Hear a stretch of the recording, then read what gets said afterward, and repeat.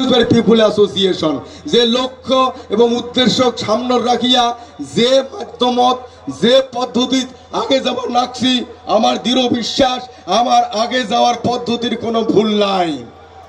আমরা ঠিক করছি আগামী দিনও এই 10% মানুষের কাটল ভাঙি খাওয়া বন্ধ করার জন্য যারা প্ল্যান আজকে চুক্তি মোতাবেক কুচবিহার গোয়াশ্রেণী রাজ্য অবৈধভাবে পশ্চিমবঙ্গ সরকার দখল করিয়াছে 1950 সালে 1 জানুয়ারি ডক্টর বিধানচন্দ্র রায়। আমার কি দিল্লি কি রাজ্যের কথা, এটা ফুললি ইলিগাল আনকনস্টিটিউশনাল।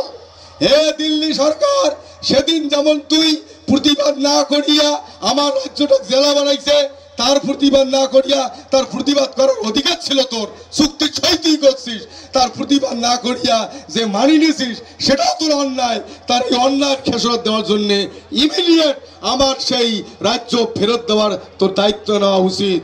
আর পশ্চিমবঙ্গ সরকার সেদিন যেমন আমার সরলতার সুযোগ নিয়ে এই বেইমানিটা করছিস, সত্যিকারে যদি তুই এই জায়গার ভূমিপুত্র রাজবংশিক ভাল পাস ভাল চাস, আমার অধিকার ইমিডিয়েট ফেরত দে, আমার জায়গা ছাড়ি দে।